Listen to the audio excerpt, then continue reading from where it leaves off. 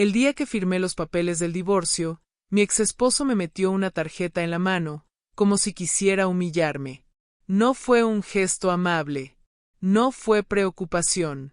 Fue una forma silenciosa de recordarme quién creía que tenía el control.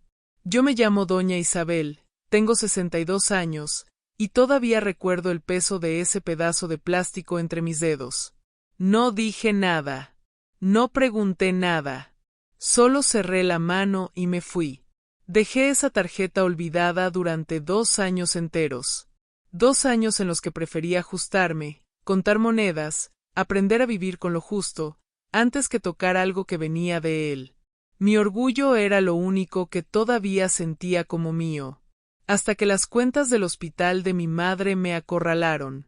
Llegaban una tras otra, sin piedad. Medicamentos, estudios, tratamientos urgentes. Cada factura era una amenaza disfrazada de papel. Y yo entendí, con una mezcla de rabia y derrota, que ya no tenía margen para resistirme. Saqué la tarjeta del fondo de un cajón. Seguía intacta, como si el tiempo no hubiera pasado. Entré al banco solo para revisar el saldo. Nada más. Eso fue lo que me repetí mientras caminaba hacia el mostrador, aunque mis manos temblaban y el corazón me latía tan fuerte que casi me dolía el pecho. Cuando la cajera me pidió que esperara, sentí un nudo en la garganta. Miré alrededor, intentando no pensar en nada, intentando no esperar nada. Cuando el recibo salió de la máquina, lo tomé sin mirar. Fue recién al sentarme que bajé los ojos. Y entonces, mis manos comenzaron a temblar de verdad. El saldo era enorme, demasiado grande. No tenía sentido. Miré una vez más, convencida de que estaba leyendo mal. Pero no. Ahí estaba. Claro, frío, real. Salí del banco en estado de shock, con el recibo apretado entre los dedos y una sola pregunta golpeándome la cabeza una y otra vez. ¿Por qué? Esa noche, mientras intentaba asimilar lo que había visto, sonó mi teléfono. Era una llamada que no esperaba. Del edificio donde vive mi hijo. Señora Isabel, me dijo el portero, con una voz extraña, hay algo que usted debería ver. No sabía todavía que esa llamada era el comienzo de todo, que detrás de ese dinero había secretos, mentiras y traiciones familiares que jamás imaginé, y que, una vez que empezara a descubrir la verdad, ya no habría forma de volver atrás. El portero no quiso decir nada más por teléfono. Solo repitió que era mejor que lo viera con mis propios ojos. Esa frase me persiguió todo el camino hasta el edificio de mi hijo. Intenté convencerme de que se trataba de un malentendido, de una confusión menor, de algo sin importancia. Pero el presentimiento en el estómago no me dejó respirar tranquila ni un segundo. Cuando llegué, el guardia me esperaba en la garita. No me miró de frente al principio. Eso ya fue una mala señal. Pase, señora Isabel, dijo al fin. Venga conmigo. Subimos en silencio. El ascensor se sentía más lento de lo normal. Cada piso que marcaba el tablero parecía una cuenta regresiva. ¿Qué es lo que tengo que ver? Pregunté, rompiendo el silencio. El portero suspiró antes de responder. Anoche hubo movimiento en el departamento de su hijo, y no era horario de visitas. Sentí como algo se me tensaba en el pecho. Llegamos al piso. Entró a la pequeña oficina de seguridad y me hizo una seña para que me acercara al monitor. Mire esto, dijo, mientras adelantaba el video. La imagen era clara. Demasiado clara. Ahí estaba mi exesposo. No debía estar ahí. No tenía ninguna razón para estar ahí. Salía del elevador con la misma seguridad de siempre, como si ese lugar todavía le perteneciera. La camisa impecable, el reloj caro brillando bajo la luz blanca del pasillo. Miró a ambos lados, como quien se asegura de no ser visto, y caminó directo hacia el departamento. Mi departamento. El que yo ayudé a pagar. El que quedó a nombre de nuestro hijo. El video mostró cómo la puerta se abría casi de inmediato. Desde adentro, alguien lo estaba esperando. No vi el rostro, pero vi el gesto, la familiaridad, la confianza. Mis piernas se aflojaron y tuve que sentarme. ¿Esto fue anoche?, pregunté, aunque ya sabía la respuesta. Sí, señora, dijo el portero. Y no fue la primera vez. Sentí una presión sorda en los oídos. Todo empezó a encajar de una forma que me dio náuseas. El dinero de la tarjeta, las visitas silenciosas, las llamadas que mi hijo no respondía, las excusas. ¿Puede copiarme ese video?, pregunté al fin.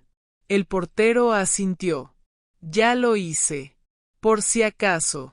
Salí del edificio con el mundo girando a mi alrededor. No lloré. No grité. No hice una escena. Pero algo dentro de mí se rompió. Y algo mucho más peligroso empezó a despertarse. Esa noche no dormí. Me senté en la mesa de la cocina con una libreta vieja y un bolígrafo. Empecé a escribir fechas, montos, nombres. Durante años me dijeron que exageraba, que desconfiaba de más, que era una mujer resentida por un divorcio tardío. Pero los números no mienten. Los movimientos bancarios tampoco. Y cuando terminé de hacer cuentas, entendí la verdad con una claridad brutal. No solo me habían usado, me habían robado. Y lo habían hecho en familia. Respiré hondo. Cerré la libreta. Porque si algo aprendí en esta vida, es que cuando te subestiman por ser una mujer mayor, cometen el peor error posible. Apagué el teléfono y me recosté un momento en el asiento del taxi. El cuero estaba frío, pero mi cabeza ardía. Soy doña Isabel. Tengo 62 años. Y durante demasiado tiempo permití que otros escribieran mi historia como si yo fuera un personaje secundario, una mujer mayor útil solo cuando había que pagar cuentas o cuidar niños. Mientras el taxi se alejaba del aeropuerto, empecé a hacer algo que conocía muy bien, auditar mi propia vida. 5 años de viudez. 5 años en los que me convencieron de que estar sola significaba estar incompleta. 5 años aceptando llamadas de emergencia que siempre terminaban en transferencias, tarjetas prestadas, favores que jamás se devolvían. Llegué al hotel sin prisas. No era un lugar cualquiera. Era uno de esos hoteles antiguos del centro, de techos altos y pisos que crujen con dignidad, como las personas que han vivido mucho y no se avergüenzan de ello. Una suite, por favor, dije en recepción.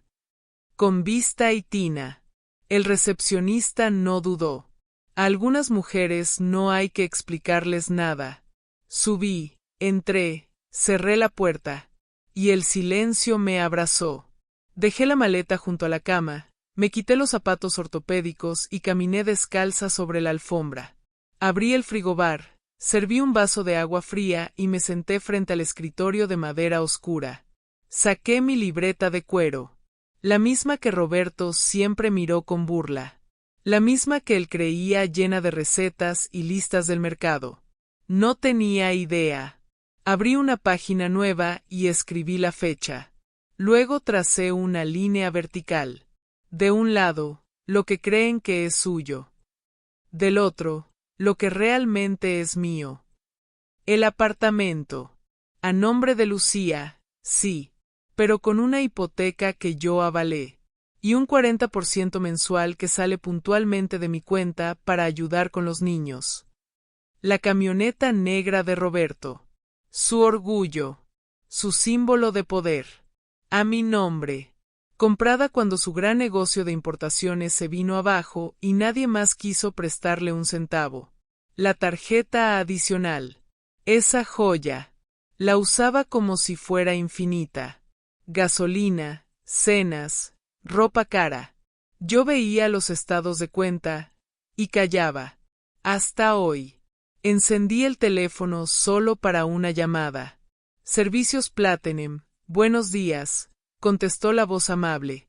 Buenos días, Javier. Soy doña Isabel. Necesito hacer movimientos de seguridad urgentes. No tuve que explicar demasiado. Él me conocía desde hacía años. Primero, dije, cancele inmediatamente la tarjeta adicional a nombre de Roberto Castillo. Por abuso de confianza. Hubo un tecleo breve. Listo, señora. Está inactiva desde este momento. Sentí algo parecido al alivio, pero más frío, más sólido. Segundo, quiero un reporte detallado de todos los gastos de esa tarjeta en los últimos 6 meses. Clasificados. Se lo envío hoy mismo.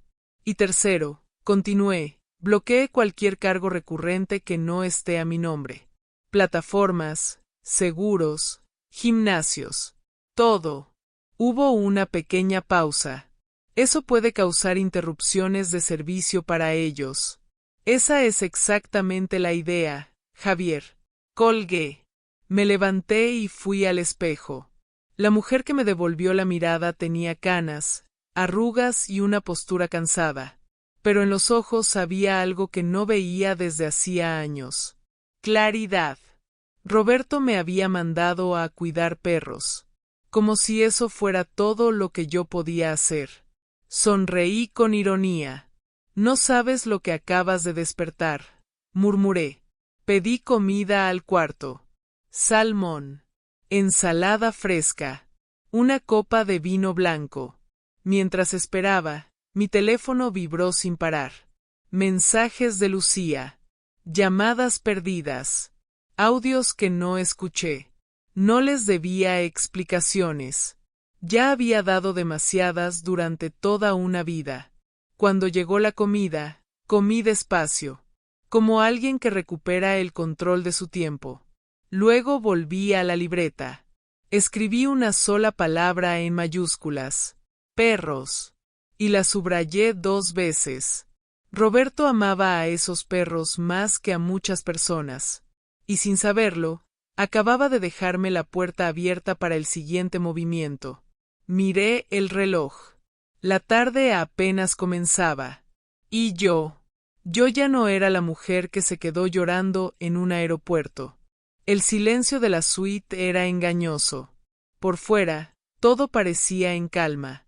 Por dentro, mi mente trabajaba con la precisión de una máquina bien aceitada. Miré el reloj. La 1 de la tarde. Calculé tiempos como antes calculaba cargamentos en el puerto. Roberto y Lucía, varados en el aeropuerto, sin tarjetas que funcionaran, con 2 niños cansados y 5 maletas enormes. Con suerte, tardarían al menos un par de horas en regresar a casa. Era suficiente. Marqué un número que no usaba desde hacía años. Bueno, don Elías, soy doña Isabel.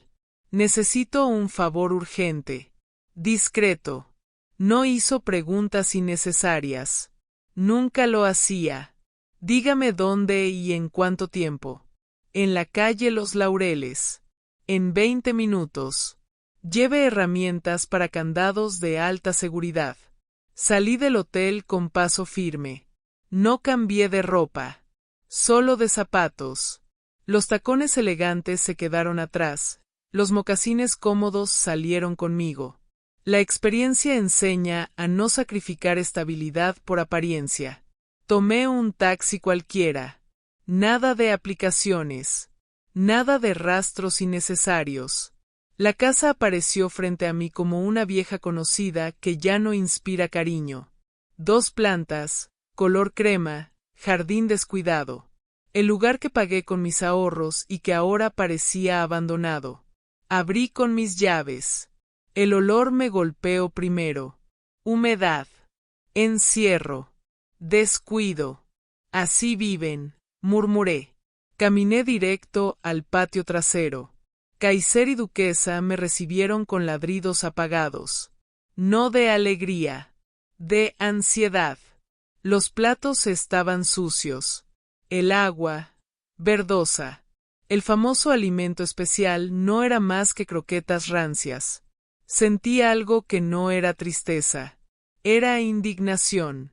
Tranquilos, mis niños, les dije mientras llenaba los platos con agua limpia. Ya pasó lo peor. Llamé a una guardería canina de lujo. Una que usaba una amiga mía. Necesito que recojan a 2 Doberman ahora mismo. Tratamiento completo. Pago un mes por adelantado. Di la dirección. Colgué justo cuando don Elías llegó. Buenas tardes, doña Isabel. El garaje y el depósito, por favor. Trabajó rápido. Eficiente. Sin comentarios. En el garaje estaba la camioneta. Negra. Imponente. El orgullo de Roberto. Abrí la puerta con mi copia de la llave electrónica. El interior olía a colonia barata y tabaco. En la guantera estaban los documentos. Todo a mi nombre. Quite el bloqueo del volante, le pedí a don Elías. 5 minutos después, el volante estaba libre. Arranqué.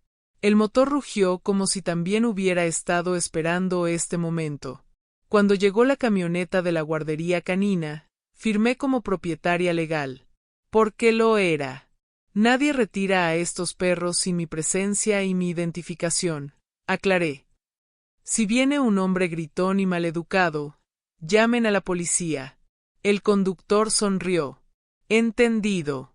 Vi cómo se llevaban a Kaiser y Duquesa en jaulas limpias, con aire acondicionado. Movían la cola. Agradecidos. Cerré el portón. Y luego lo abrí de nuevo.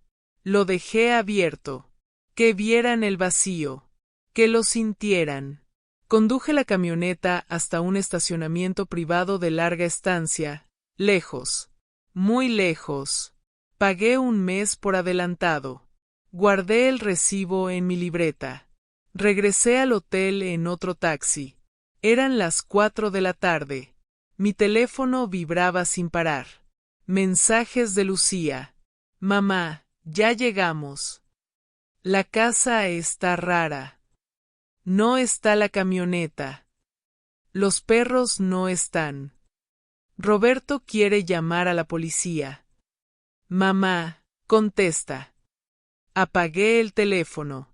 Me serví una taza de té. Me senté junto a la ventana. La ciudad seguía su ritmo, ajena al pequeño terremoto que acababa de provocar. Por primera vez en muchos años. No me sentí culpable. Me sentí libre.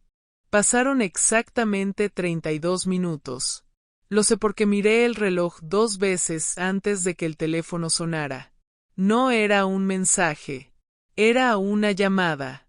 Dejé que sonara. 1 vez. 2. 3. Respiré hondo y contesté. Buenas tardes. ¿Dónde carajos estás? La voz de Roberto salió quebrada, sudada, al borde del ataque. Nos robaron. La camioneta no está y los perros desaparecieron. Puse el altavoz y seguí sentada, tranquila, removiendo el té con la cucharita. ¿De verdad? Pregunté con una calma que ni yo misma sabía que tenía. No juegues conmigo, Isabel. Gritó. La policía viene en camino. Tienes que venir con los papeles del seguro ahora mismo. Hice una pausa. Escuché el fondo. Niños llorando. Lucía intentando calmarlos. Silencio absoluto donde debería haber una televisión encendida. Buenas tardes, Roberto, dije por fin. Nadie robó nada. Del otro lado se hizo un silencio denso. ¿Cómo que nadie robó nada? Dijo al fin. El garaje está vacío. La camioneta está bajo resguardo de su propietaria, respondí, marcando cada palabra. Es decir, yo. ¿Qué estás diciendo? Es mi camioneta. Sonreí. Es tu medio de transporte, Roberto. Pero es mi activo. Está a mi nombre, con mis pagos y mis impuestos. Hoy decidí que la necesito. Escuché un golpe seco, como si hubiera pateado algo. Tengo mis palos de golf ahí. Ya no, dije. Los dejé en la recepción del hotel donde me hospedo. No quería que ensuciaran la tapicería. Respiraba como un toro herido. ¿Y los perros? Rugió. Kaiser vale miles de dólares. Si les pasa algo. Están mejor cuidados que nunca, interrumpí. En un lugar donde comen a sus horas, tienen agua limpia y atención profesional. Algo que esta mañana no tenían. Estuviste aquí, gritó. Entraste a mi casa. A mi casa, Roberto. La escritura está en mi caja fuerte. Tú solo tienes un permiso precario. Uno que, por cierto, está en revisión. Su voz cambió. Se volvió más baja. Más venenosa. ¿Te volviste loca? ¿Crees que puedes hacernos esto porque te cancelamos un viajecito? No te recomiendo que vengas a buscarme, lo corté, endureciendo el tono por primera vez. Estoy en el Gran Hotel Central. Seguridad armada, cámaras y personal avisado. Si apareces, llamo a la policía de verdad. Silencio. Pásame a Lucía, ordenó. Antes de que pudiera repetirlo, escuché su voz. Mamá, dijo temblando. Por favor. Esto es una locura. No hay internet, los niños tienen calor, el aire no prende. Roberto dice que te volviste loca. ¿Por qué nos castigas así? Sentí una punzada en el pecho, justo donde siempre dolía. Lucía, hija, suavicé la voz, pero no la decisión. No es un castigo. Es una lección. Durante años pagué su comodidad a cambio de desprecio. Hoy cerré el grifo. No tenemos dinero, mamá, susurró. Las cuentas están en cero. Entonces Roberto tendrá que buscar trabajo presencial o usar transporte público, respondí. Como hacen millones de personas honestas todos los días. Ven a casa, hablemos, él va a pedirte perdón. Casi me reí. No, Lucía. Me quedaré en este hotel el tiempo que durarían las vacaciones. Voy a descansar. Y ustedes, tienen techo, comida y salud. Aprendan a administrarlo. Hice una pausa. Y dile a Roberto que el jardinero y la empleada doméstica están cancelados. A partir de mañana, si quieren ropa limpia, la lavan ustedes. Colgué. Mis manos temblaban. No de miedo. De adrenalina acumulada durante décadas. Me recosté en el sillón y miré la ciudad encenderse al atardecer. Había lanzado la primera ofensiva real. Les quité la movilidad, la comodidad, la excusa. Pero sabía algo más. Hombres como Roberto no reflexionan cuando pierden el control. Atacan. Y yo tenía que estar preparada. Tomé mi libreta y marqué un nombre. Licenciado Perdomo. Era hora de convertir el conflicto familiar en una estrategia legal. No dejé pasar ni una hora. Cuando el teléfono del licenciado Perdomo respondió, supe que había hecho lo correcto al no dudar. Licenciado, buenas tardes. Habla doña Isabel.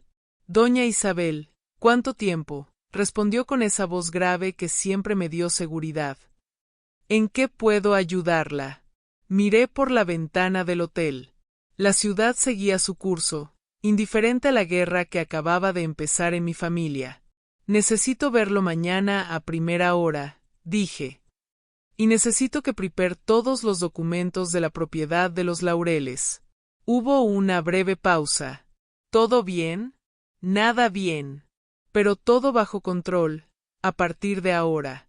Entiendo, dijo sin preguntar más. ¿Algo más? Respiré hondo. Sí. Prepare también los papeles de revocación de poderes. Todos. Esta vez la pausa fue más larga. ¿Incluido el de Roberto Castillo? Especialmente el de Roberto Castillo, respondí. No quiero que tenga autoridad ni para firmar de recibido un paquete a mi nombre. Mañana a las 8. Cerró. Aquí la espero. Colgué. Por primera vez en el día, sentí algo parecido a poder real. No el poder del dinero, sino el de saber exactamente quién era yo.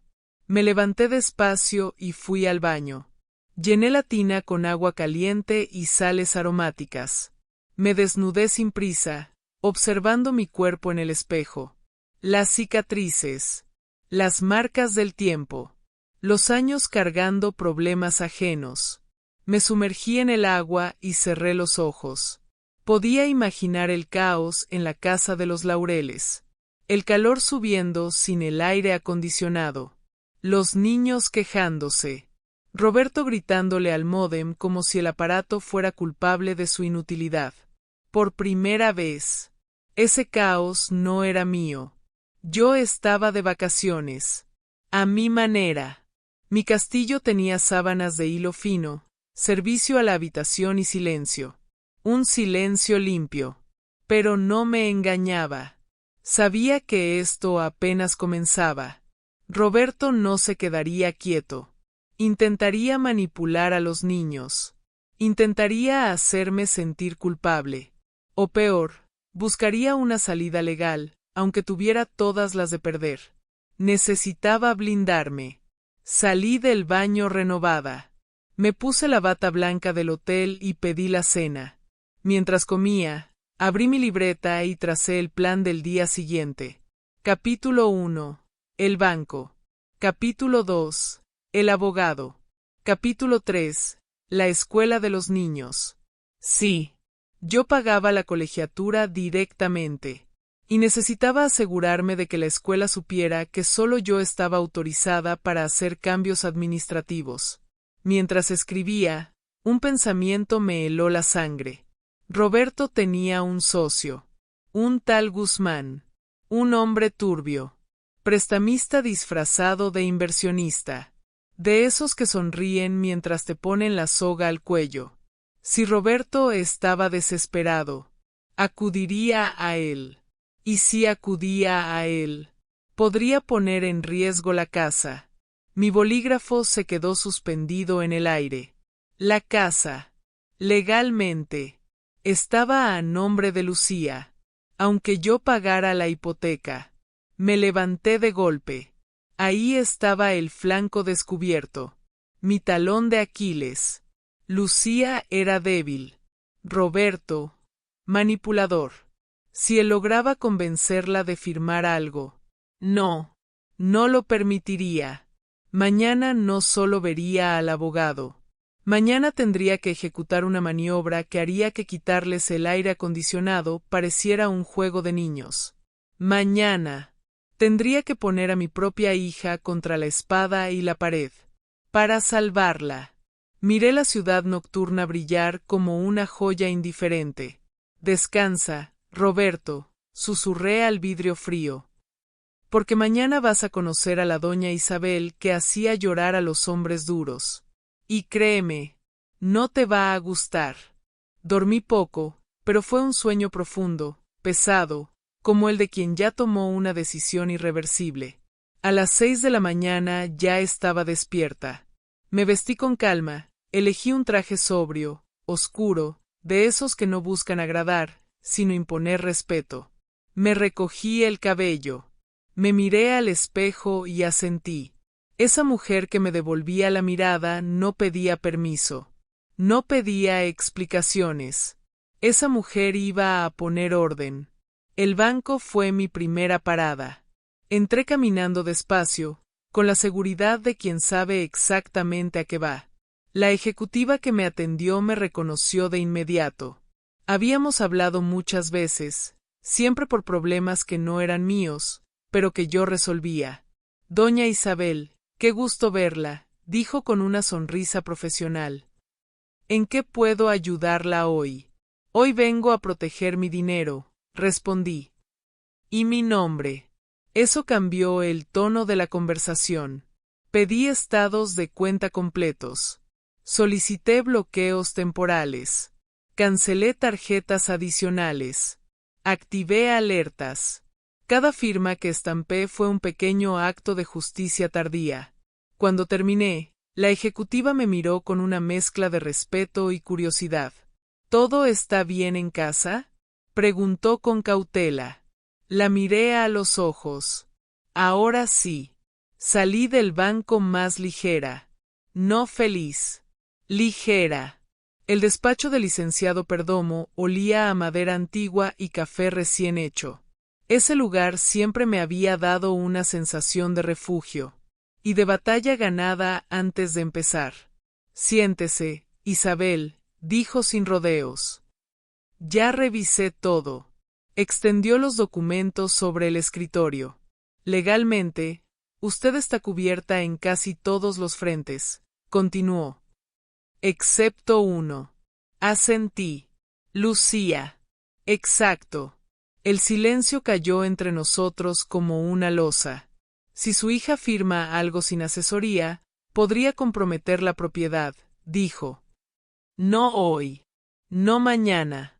Pero sí a mediano plazo. Entonces no va a firmar nada, respondí.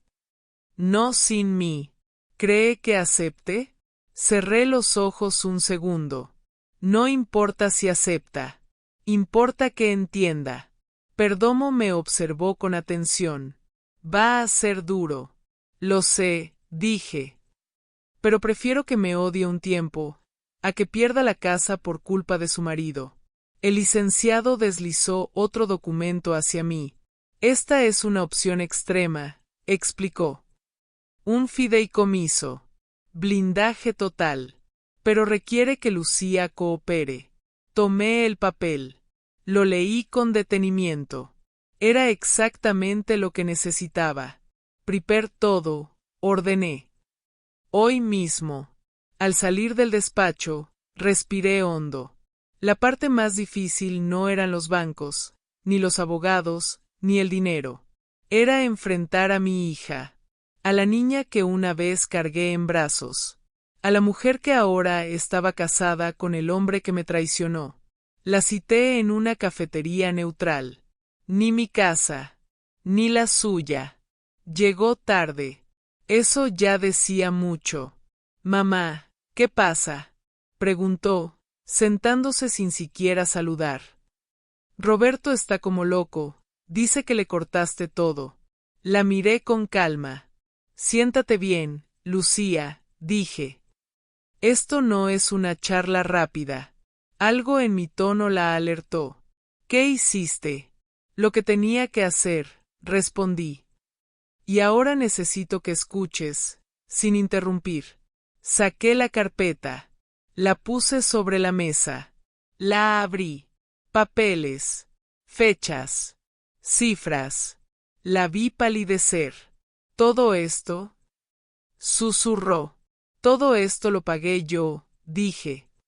Y todo esto tu marido lo usó sin mi permiso. Lucía negó con la cabeza. No. Roberto dijo que tú estabas de acuerdo. La miré con una tristeza que me atravesó el pecho. Ese es el problema, hija, respondí. Roberto dice muchas cosas. Sus manos se empezaron a temblar. ¿Y ahora qué?, preguntó. Me incliné un poco hacia adelante. Ahora vas a elegir, dije con voz firme. O sigues creyendo en él, o proteges a tus hijos.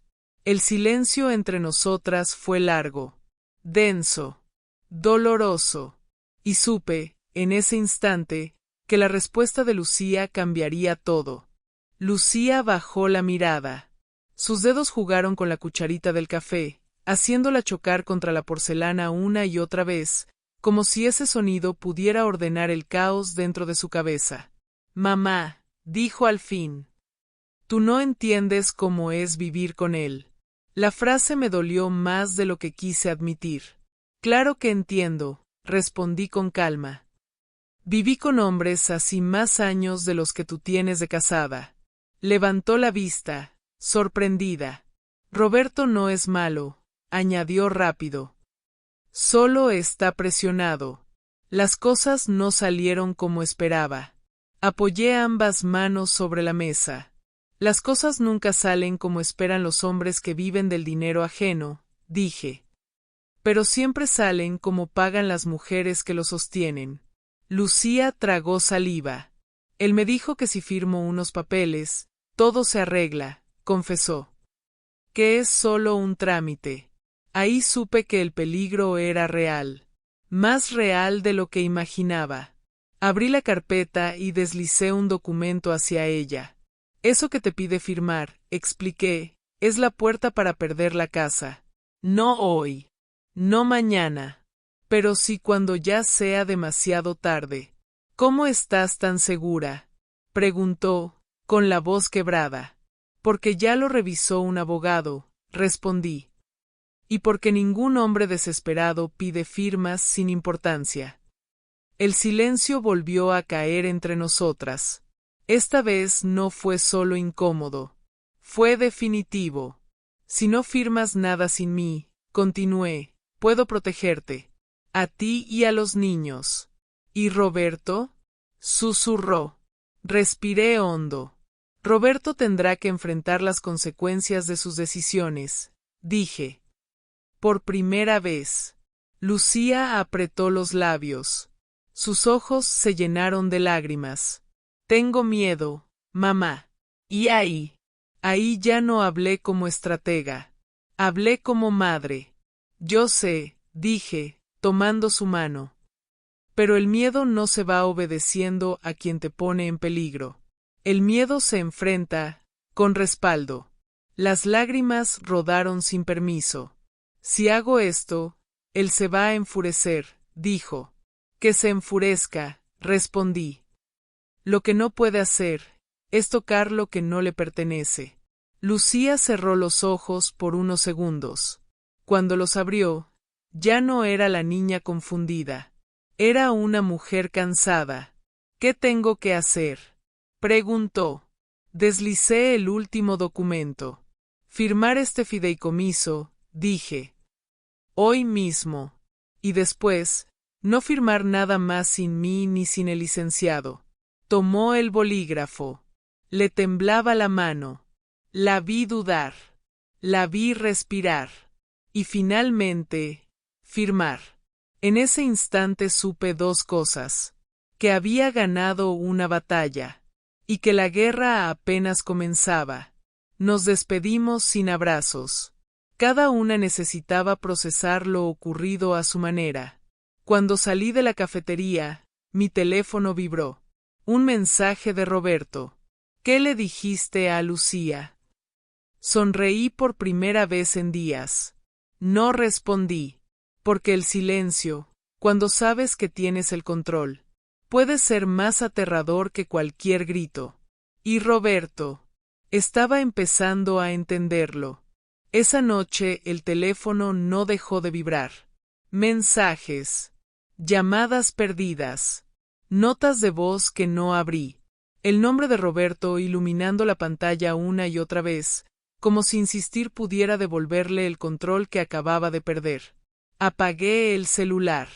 No por miedo, por decisión. Me serví una copa de vino y me senté en el sillón del hotel, con las luces de la ciudad entrando por la ventana como testigos silenciosos. Pensé en Lucía, en su mirada cansada, en esa mezcla de alivio y terror que vi cuando firmó. Ser madre también es esto, me dije. Tomar decisiones duras para evitar tragedias mayores. A la mañana siguiente, el golpe llegó. No físico, emocional. Una llamada del colegio. ¿Doña Isabel? Dijo la voz del otro lado. Queríamos confirmar si usted autorizó que el señor Roberto Castillo solicitara información académica y financiera de los niños. Cerré los ojos. No, respondí. No lo autoricé. Y tampoco lo autorizaré. Entonces hizo bien en venir ayer, contestó la directora. Porque llegó muy alterado. Mi pulso se aceleró. ¿Qué dijo?